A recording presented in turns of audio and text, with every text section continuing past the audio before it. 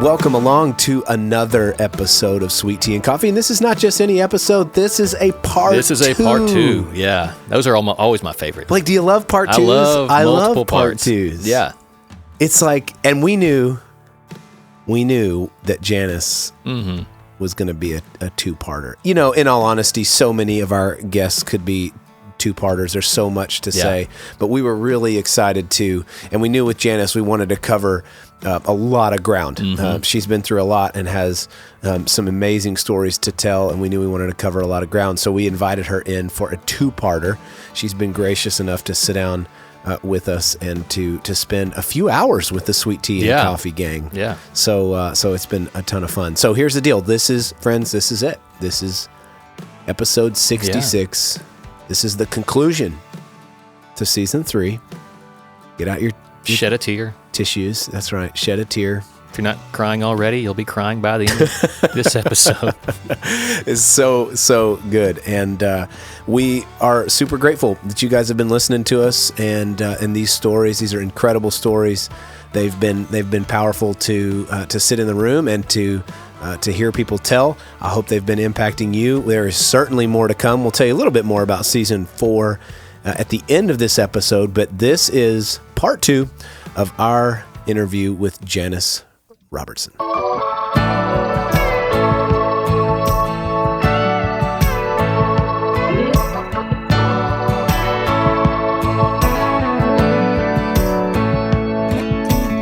Okay, so jumping back into the story, see if we can give a summary. Listen, if you want the summary, goodness gracious, go back and listen to the previous episode. This is part 2, so you got to listen to part 1. But we left off in this really climactic moment in y'all's life, in your faith journey, where Life Action had come in, had really challenged the church, had challenged you guys to see things through God's perspective. It had prompted this whole move of reconciliation, and it really sparked a fire in people here to get back on track, to walk with the Lord and what He wanted to accomplish here at Fredonia Hill. And Jack was right in the middle of all of that, sparked prayer amongst these men and women, and so y'all's faith is continuing. This is also a moment in your life that we talked about where your faith is growing by leaps and bounds as God continues to grow you and challenge you. So, okay, so now what happens after this big catalyst moment? Where do things go from there? Well, probably we started doing precept Bible study. So intense teaching, homework, lots of homework. Yeah. And then we met once a week and, watched a video. Well, we discussed the lesson, our homework, and then watched a video. We generally watched Wayne Barber, who was pastor of a church in Tennessee, and but then we also watched some of Kay Arthur's, but that's way on down the line. But I don't know. I just got the feeling that probably I needed to be rebaptized. That I was not discipled at all when I joined the church, became a Christian, and I just felt like I had really come into a relationship with the Lord during Life Action. And, they talked a lot about being baptized and then coming to faith and going through the rebaptizing. So there were a number of us in the church who decided that our salvation probably came after our first baptism. So anyway, rebaptized. And I think, that was a big turning point in my life. What changed? What do you mean turning point? Well, just closer to the Lord, more Bible study, more prayer, more just everything. We talk a lot when we talk to people about baptism that, and we often, I think, hear that it's the primary thing that you're doing is you're testifying before your brothers and sisters what God has done for you and the symbolism of the water. And we emphasize that a lot, which is absolutely true and needs to be said and needs to be taught. The other element of baptism, though, is the element of obedience. Yes. And that is not as often emphasized. And the idea, the reason why baptism is a first thing after salvation, a quick act of obedience, is because what it's doing is it's building a yes in our heart. It's when we say yes to God, what we're doing is we're creating muscle memory. We're creating a pattern. If the very first thing that I do after saying Christ is Lord is I am baptized, I follow him, say yes to him in obedience and testify about my faith, it helps for me to start on a trajectory of saying yes to the Lord, which is the Christian life, is saying yes to the Lord. You're talking about a similar experience, that moment of obedience for you was a catalyst in you walking closely with God. It was important for you to say yes and to be obedient. And it seemed to be kind of the spark to a relational closeness that you experienced with the Lord. And interesting you would say obedience, because in the children's teaching, which carried over into the adults during our crusade, now they're called summits, we were taught obedience is doing what I'm told to do, when I'm told to do it, with the right heart attitude. I mean, how many years is this after that? And I can still... It's being taught in our house. It is so important. And that last part with the right heart attitude, I can do it kicking and screaming, or I can do it like the Lord wants me to do it. Yeah. I just felt like in obedience, I needed to be rebaptized. So here you go. You get rebaptized. Now, how old are the boys at this point? Let me see. Jeffrey was a teenager. Let's see. Jason was 10. He would have been 9. Jeffrey would have been, there's about 10 years, between 9 and 10 years difference in their age. Okay. So, he was older. So you've got older kids. You got, and your life really changes a lot in that moment. Yes. Jack's life is changing a lot in that moment. What were the teenage older kid years like as y'all's faith began to really take deep roots? Jeffrey was a good kid. If he did bad things like Roger Russell talks about doing, I didn't know about him, It was just, he was involved in bands, so, we were band parents, and the boys were in RAs, and so, we had a good life. The Lord blessed us immensely. Yeah. Immensely. Neither one of the boys were trouble. I can remember Jason coming in from being out on a date or whatever with the kids and coming and sitting on our bed and talking and talking and talking. And Jack was like, I'm ready to go to bed. I'm ready to go to sleep. And me, I'm the night owl, so I'm, it's fine. Let's talk as long as you want to. But that close relationship with both. But wonderful, wonderful family and lots of sweet memories as they're growing up and getting into. Yeah. And, Jack grew up going to Red River, New Mexico every summer. And so after we married, actually the first summer that we were married, we went to Red River.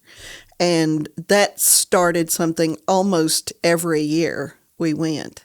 And then we got involved in snow skiing with the Middlebrooks. And that's another story altogether. We went on a trip with George and Carla, and oh my goodness, we found out the real George Middlebrook.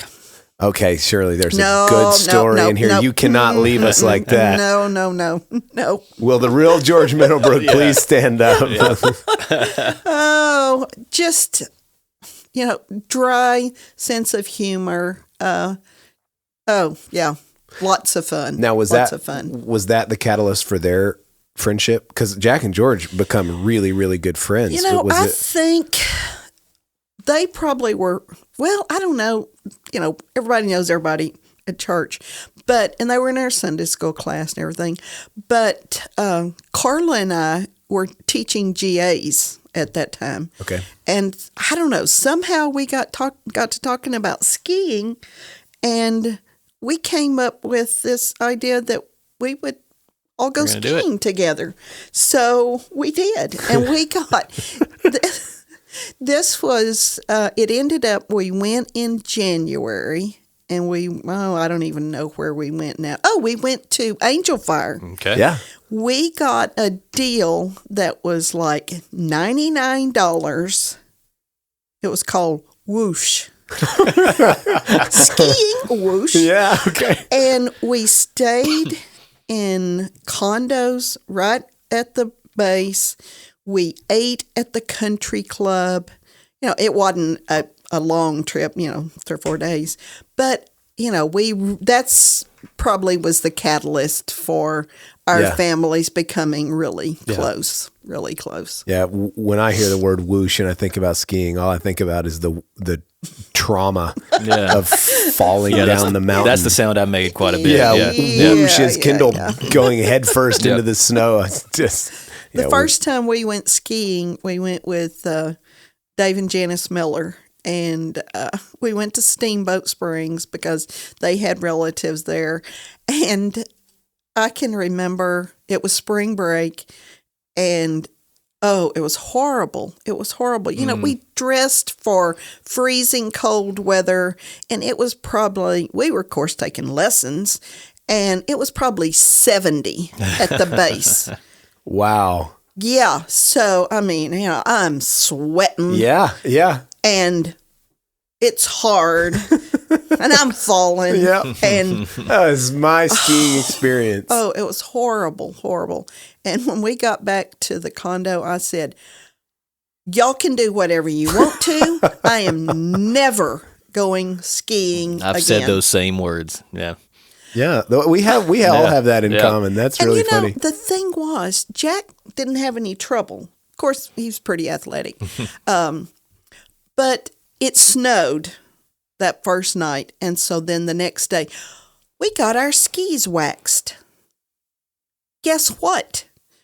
If they're not waxed, they drag in the snow. So it was glorious the next day. Just glorious. But the first day was rough. Oh, yeah. I wasn't going back. And we ended up one year, what did we do? We went at Christmas with the Middlebrooks to Angel Fire. Then we went in January somewhere. I don't even know where. And then we went in the spring. So, actually 3 times in a small amount of time. We didn't normally do that, but it was fun. It was fun. Well, let's fast forward a little bit if we can, and don't let me miss anything. If I need to be brought back, it's okay. Let's fast forward, and I'm gonna fast forward all the way to where my story intersects yours. Here we come, 2011. We're invited to come and I was going to be the university pastor here at Fredonia Hill, and there were 2 guys I remember just real distinctly. There were 2 prominent people that really welcomed our family here. Everybody was welcoming. I don't mean to say that wasn't the case, but there were 2 people that just went way above and beyond and reached out to me in a significant way. One of those was Clay Jones, and the other was Jack.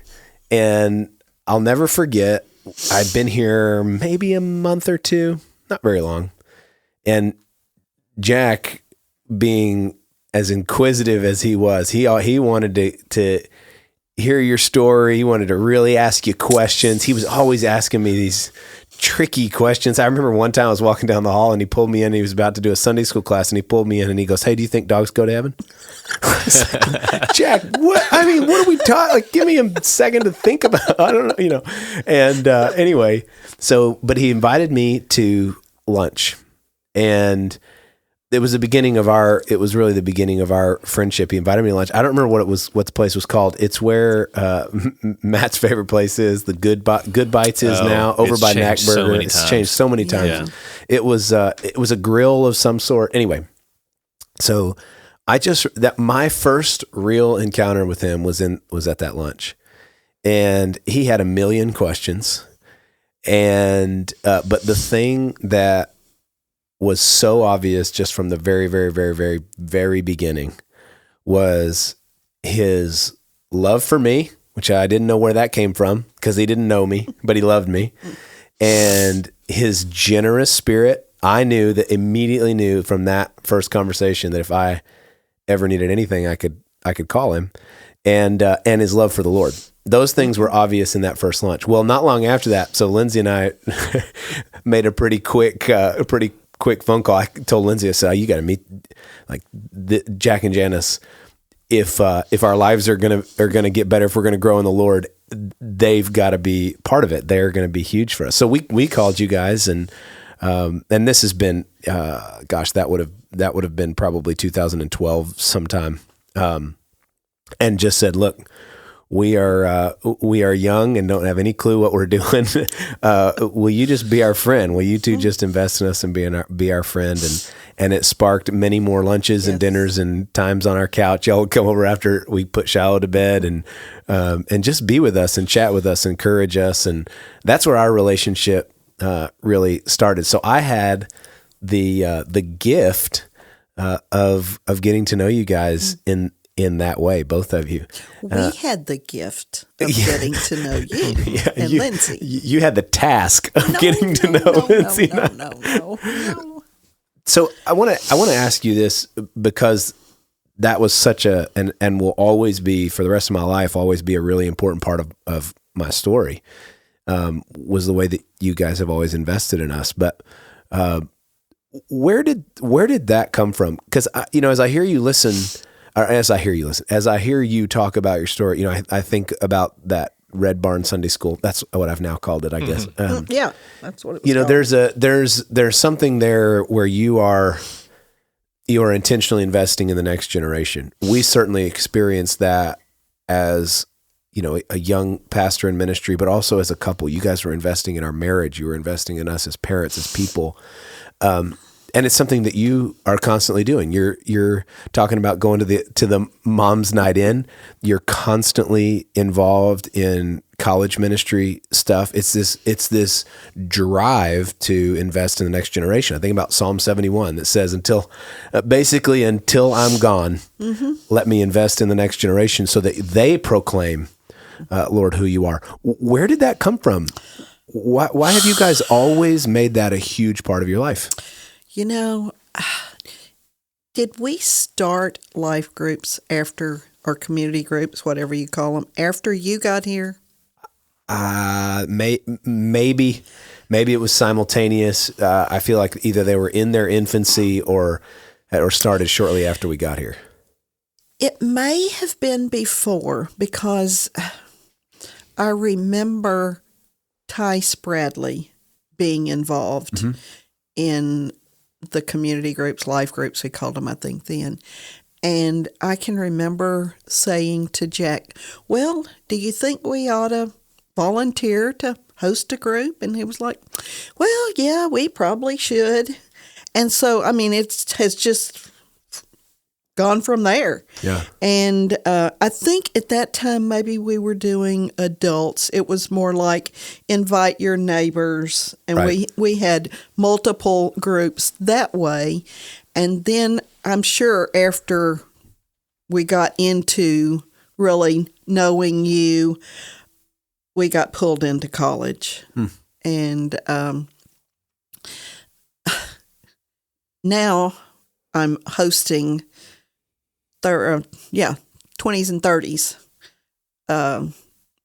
mainly single, some married, maybe half and half. None have children, so that we don't have childcare. But two of the people who are coming, Mark Cunningham and Whitney Johnson, one week said, we came here 10 years ago when we came to SFA. And I said, has it been that long? Yep, 10 years. 10 years. So, it doesn't seem like that long, but just step into whatever the Lord asks you to do. After Jack died, everybody's busy. And a lot of people have heard me say this, but I didn't want to just be like everybody else. So when somebody says, how are you? I reply, the Lord provides a lot of opportunities for me. Mm-hmm. And he does, Mm-hmm. And I just have to be obedient to step into those. So, I have a new job as part-time job right now, teaching essentials at C. Interestingly enough, investing in the next generation. Yes. So you've seen it more as not something that you've said, we're going to do this. You've seen it more as if this is what the Lord has put in front of us, then we're going to be faithful to carry this out. Step into it. Yeah, step in, take that next step, that next yes. So not long after I'd been here, and you'll have to help me on year markers, 2014, 2015, I don't know. You're going to have to help. Jack died in 14. So 14. So sometime in 13 then, Jack gets a diagnosis. He was diagnosed in February of 12. Okay. So take us into that moment. What was the diagnosis? What was that like as you guys pondered that? Jack had an issue with the tooth. Wasn't even sure, I should say in his mouth. He wasn't sure upper or lower. Had been to the dentist and this here and there, and was sent to Rick Hurst and oral surgeon. And so they determined there was a tooth that needed to come out. And Nancy Batzloff came. She worked part-time for him, and she came and did the anesthesia. And when he took the tooth out, he and Nancy both said something didn't look right.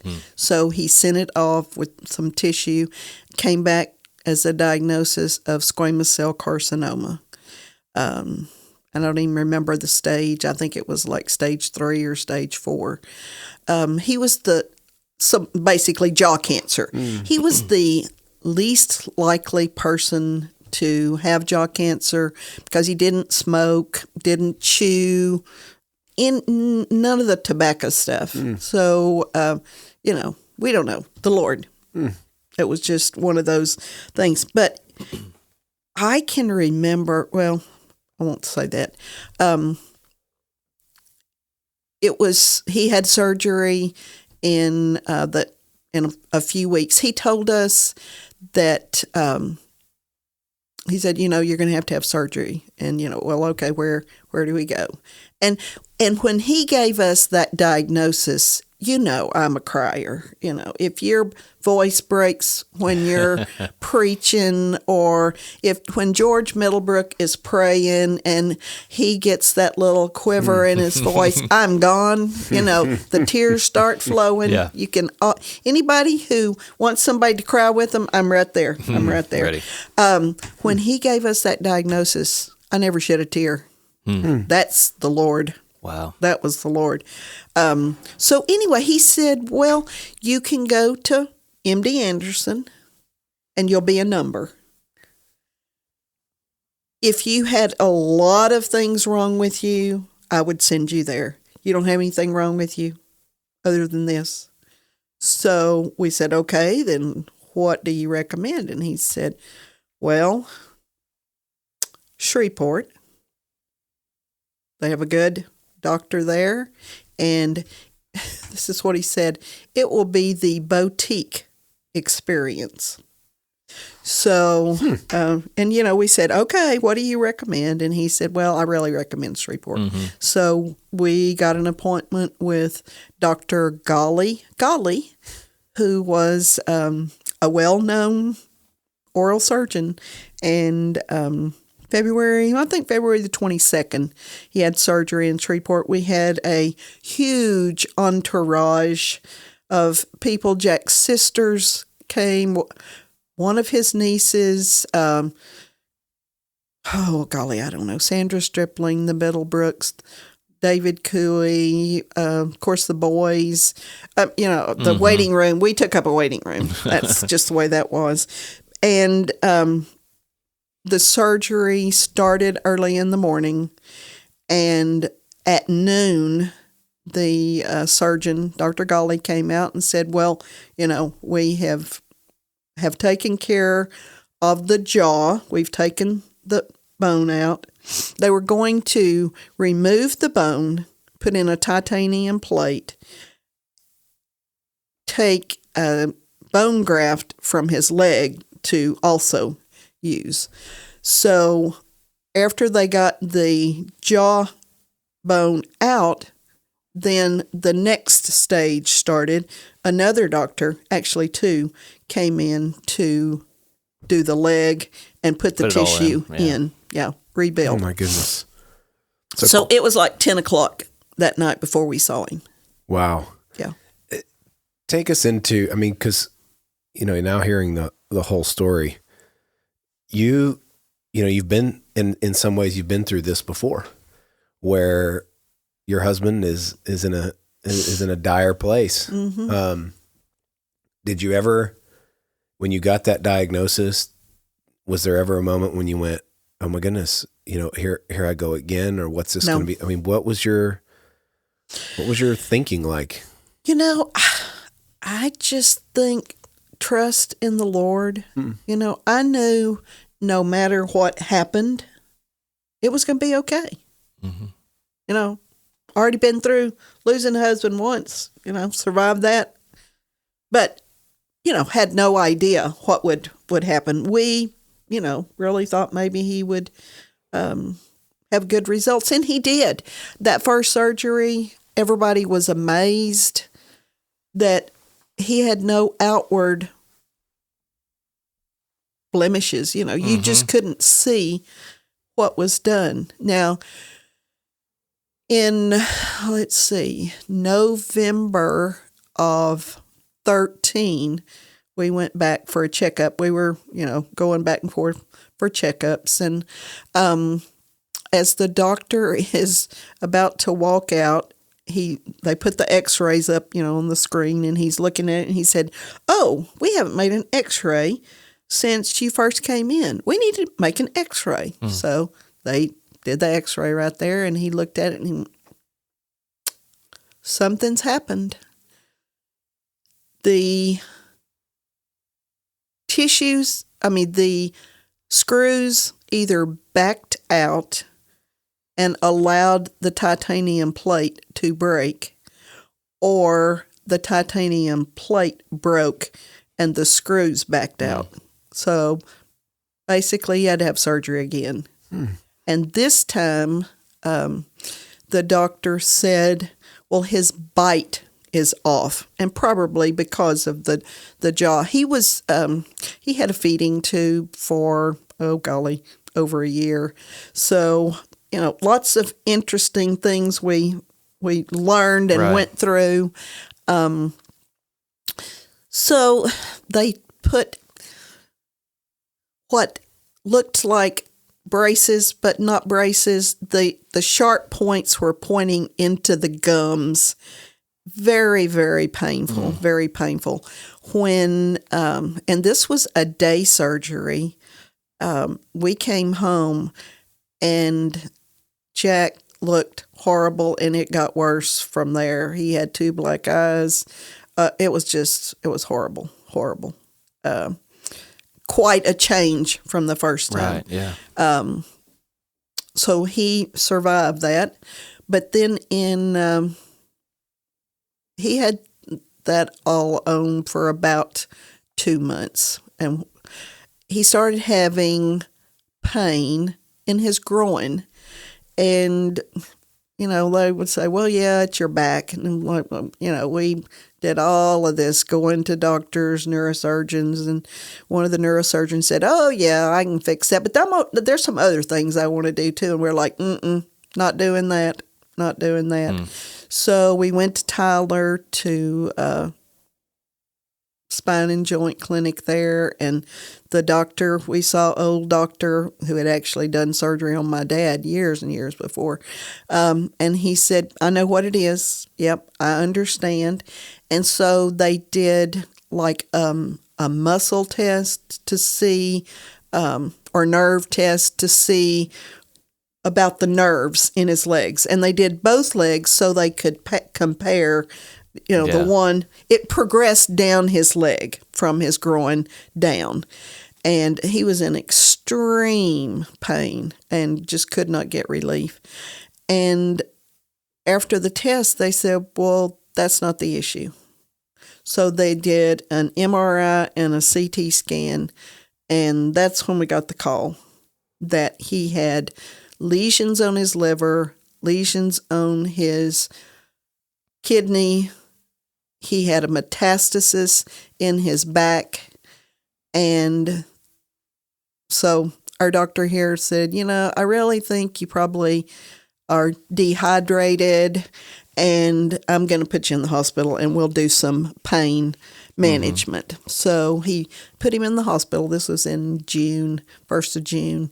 And he didn't want to go. And I said, look, we can have the doctors come to us. You don't have to go and make all the visits to the doctors, oncologists and radiologists. So he had 30 rounds of radiation. Wow. After the first surgery. And that's when I found out that he was claustrophobic. Mm-hmm.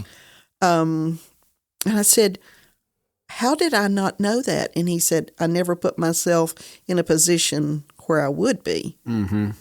So when they started making the mask that would attach him to the table so he wouldn't move, he was like, I can't do this. Yeah. I can't do this. So he had to be given some medicine to make it through that. Yeah. But then every time he had to be locked down on the table every time he went.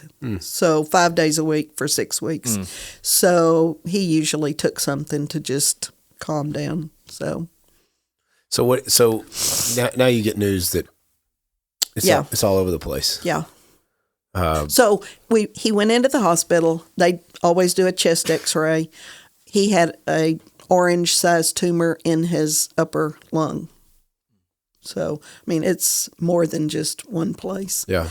And as the first time the oncologist we saw said, there's treatment. It's going to make you terribly sick. It's old chemo, but,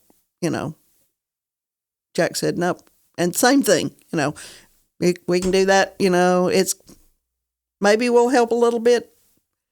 So he said, nope, not doing that. So they did, a week or two of radiation on his liver and his lung, thinking that would give him some time. And he just went downhill from there after that. So at that point, when you get that news, now that this is probably going to go quickly. We didn't know, but the doctors don't tell you anything. Yeah, they're not like going to say for certain. Yeah. But as fast as I had seen him decline, I knew it was going downhill. Now, there's a moment in there. This is another one of those I'll never forget, where you guys or Jack, I think, calls a meeting at the house, and I'm sure you remember this, but everybody, I'd seen your house full before because I'd been stuffing college kids in it for quite some time. But it was full. It was slam full of family and friends and people from church. And Jack had called a meeting. Basically, the idea was just to kind of say, this is where I'm at. This is what's going on. But it wasn't just that. It wasn't just a medical update. No. He used that opportunity. And I remember I could go to the spot in your house where I was standing. There was almost not enough room to be in there. I was in the formal dining, crammed at the back of that window. I was standing in the back of that window. I could barely see him. Wow. And you, but I remember it. And he used it as an opportunity to glorify the Lord, to talk about God's sovereignty, about how he knew that he always talked about God's sovereignty. That's right. Oh my. What was that house moment like for you? As you I don't remember that. Yeah. I remember my brother's church or a group from his church came on a Sunday afternoon to our house to pray over him. They had a prayer ministry and they wanted to come. And one of my nephews, my brother's sons came too. And, the whole time they were praying, I was just like, I didn't have the faith that was going to happen, that he was going to be healed. I think we knew in our hearts that he was not going to be healed. But that wasn't a distress. He was going to be healed, but not for earth. And that was what he always said, I can be healed for here or I can be healed for glory. So, the other thing that begins to happen, and I remember even, I think I texted you and just asked to be able to come by and you just said, get in line. I mean, there's a lot there's a lot. I mean, so in those last weeks, and really, I guess maybe from the house moment, I don't know timeline, but there's a steady stream of people that are coming in your house. What? And he wasn't supposed to talk. Right. And, for Jack, you tell him don't talk. It's like, okay. Well, you better tape his mouth shut. Yeah. What was that? What was that like? And maybe you've reflected on it later. Maybe it was, that's got to be in the moment, all those people coming and wanting to see him. What's that like as you watch that, as people stream in and kind of like a reunion, people that we hadn't seen, guys that had worked with him in the past came. There was just, his cousin and his wife came, his sisters came. Now, this is completely different from, you said earlier that when John passed, your family was really there. Yes. But this experience was completely different. Totally different. Totally different. I was just surrounded by people who cared. Just really different from the first. And, first was quick. Right. This was more prolonged. We knew, went through that. I can remember, I know exactly where I was when the Lord spoke to me. The Lord brought a thought to my mind. We had somebody in the church who had cancer, who had been very tight-lipped about it. You didn't know what was going on. People trying to help, and they just didn't welcome the help. And it was like this thought from the Lord, if one of us, and I was thinking, if I have cancer, that's not going to be the way it is. I'm not going to close myself off from people who care. And so then Jack was the one who was diagnosed. And, we didn't. you may not remember, we had a Caring Bridge blog, and people had suggested it. Jack was like, no, not doing that. And finally, the night before we were going, we had an appointment the day before surgery with the doctor. And so the night before we were going, I was like, oh, Jack, let's set up a Caring Bridge blog. And he finally agreed. And oh my gosh, it was the best thing in the world because people didn't have to continually call us. Right, yeah. I mean, people called, but people on the fringe who it took wanted some of that to pressure know. off. Yes. I had his phone most of the time and my phone, and so it was crazy. But that really was just such a blessing. And then when he was better, he started doing it and teaching, basically. He always kind of did a little lesson and encouragement to people, use scripture. So, and that progressed to the point where he couldn't do it because he was on so much pain medicine that he couldn't think clearly. And so a lot of them I wrote with him telling me what to write. And then when he got to the point where he couldn't, then I had to take over. So, but such a blessing. And people have said, oh, you need to write a book. He needs to write a book. And I'm like, oh. So you can have it published. I haven't, but I probably should before it's lost. But that was a way to keep in touch with people. And there were people all over the country, guys that he had known in sporting goods, really around the world because he had some factories overseas.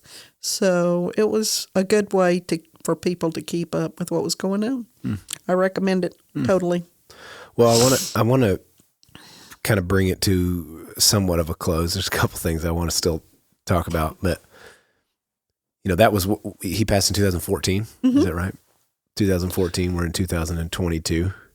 Well, and let's interject that Jack Davis was born in August the 18th of 2014. Before Jack died in September. So, namesake. Yeah, I got to see that grab maybe. It's 2022. Yep. And look, if you've been at Fredonia Hill at all, you've seen Janis buzzing around in this church doing what she always does, loving people, welcoming people, being deeply involved in the life of the church, a light, just an absolute glow here. And you might think, if you just met you might think, you know what? This lady has had everything go right in the world.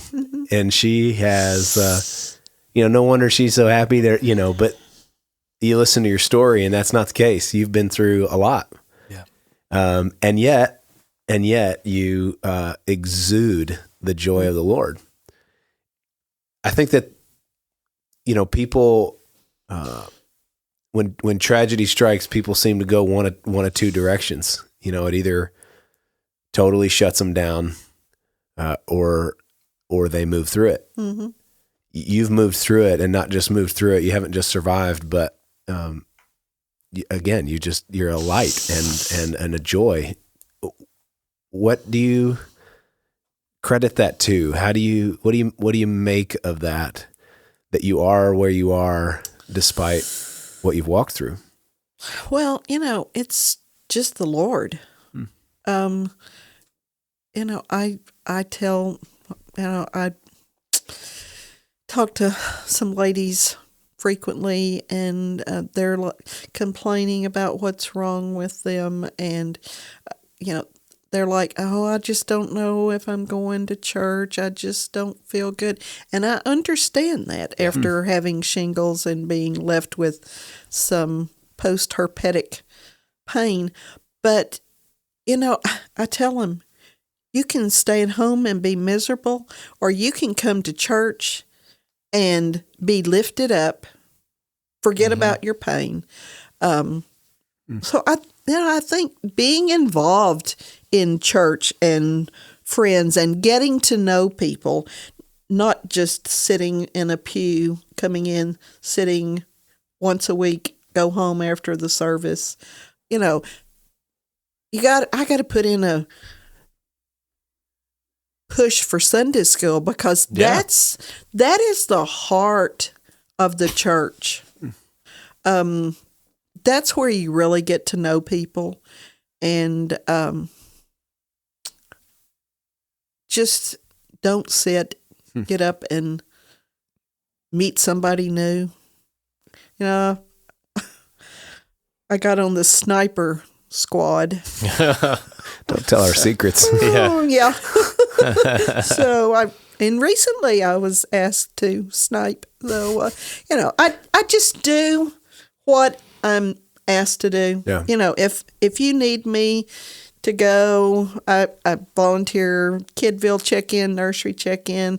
I greet when Todd Hargis is not here. I'll say, okay, Todd's not going to be here this week, right? That's right. So I hand out the bulletins for Todd. Yeah, just, be involved. Stay busy. I had been feeling, do we have time for one more story? Yeah. I have been involved in our homeschool group, Classical Conversations, which you guys know about it, since year one, because there were not enough moms who wanted to do it. I had been involved in homeschooling Dixie Lee already, and I guess because I had been a teacher, they thought I could do this. I was junior high and high school, not elementary, but the Lord did that. I took on a group that had 4 kids in it the first year, which that was 5 years ago. This is our 6th year. And I have been, after that year, then I've continued to be involved. I've been a sub, I've taught tin whistle, you name it, and I've done it. No, I won't say that. No, I hadn't. But I started staying in the afternoons when Dixie Lee got into Essentials, which is the 2 hours in the afternoon. And she's moved into Challenge now. And I was going to Essential. We had some kids whose moms aren't there, and they're either tutors or they have other things going on. And so I was sitting in on Essentials again. And, but I just was feeling like, I just don't know. This is not the same. It's just not the same. Maybe I need to just stop coming. And then the lady who teaches Essentials has a daughter who had to be in the hospital. She's going to be out for 6 weeks. And so I subbed for 2 weeks. And then I decided to take on the position. I was asked to take on the position for the rest of the year. And I am just as, I love its grammar, writing, and math.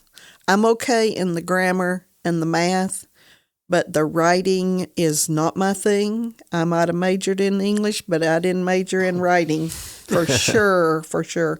But I am learning with the kids. So, it's fun to be involved. There are 17 kids. This is the biggest group that we've ever had. There are 2 in the family, but, there's probably 12 moms who are, so it's a big group, but it's a lot of fun. And they're encouraging to me. And so I'm already thinking, I'm going to miss this in the spring. Yeah. But, the Lord will just provide something else. That's just one of those opportunities that arose, and I took advantage of it. Yeah, and it goes back to what you talked about earlier after your baptism, is that, that obedience is saying yes to that next thing. You know, as the Lord gives opportunities, saying yes to the next thing, and you've got one or two options when life hits really hard. You either ball up and refuse to move, or you go forward. And it's under you're moving forward is not because you're just this incredibly strong person. No. And that's one of the things that, and you are, credit to you, but at the same time, the theme that we have come across again and again and again in these stories is it's no miraculous feat of human strength in these moments, that it's a discovery of God's power and God's ability to move you along, and that God's not going to just take you out of the game because something hard has happened, that he has plans for your life and wants to use you. Yep. And so you got to say yes to him, and he'll give you the strength to do it as you continue to move forward. That's really, really one good. of the things when we had bought the land in Appleby, Bob Stout called us and said, "Are y'all going to sell your house?" Well, yeah, we're going to sell our house. And he said, this was like in November. I don't even know what year now, but it was in November. And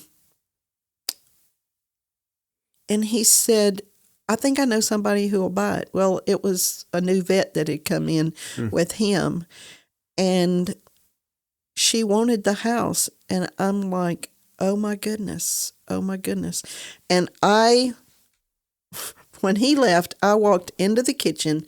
In my window was a little flip calendar, and Jeremiah 29:11 was there. "For I know the plans I have for you." Oh my goodness. And that has been one of my verses that I go back to and back to and back to. Because he knows. I don't always know, but I know I can trust him. I think that's where we'll shut it down. What an amazing last statement. What an amazing summation of the story of what God has brought you through. And I want to end just by telling you thank you. Yeah. And I know, the microphone's in front of me, so I get to speak, but I'm not speaking just for me. I'm speaking for me, my family, for my wife, for my kids, for all of those who have been so deeply impacted by your friendship, by your ministry, by just who you are, who Jack was and continues to be. Those memories of him and the things that he said and the way that he cared for me, the way that he conducted himself in some of the hardest, most painful moments of his life, those are seared in my memory, and it will impact generations to come. And thank you for being open to your story. Thank you for bringing us into those really hard days. Thank you for retelling it here. It's certainly challenged and built our faith, and I know those listening as well. Just thank you for being who you are. You're amazing. The Lord is... He's good. Good. Always good. He's good. Blesses us. Well, that's quite the season finale, friends. Yeah. That's quite the way to end season 3. Thanks for listening for all these many episodes, for all that you have listened and commented and shared with us. We want you to continue to do that. We will have news for you in the coming weeks ahead about when season 4 is going to launch and those things. But in the meantime, man, catch up. If you haven't listened to season 1 or 2, catch up. There's lots of incredible stories. You'll hear Jack in those stories a whole lot.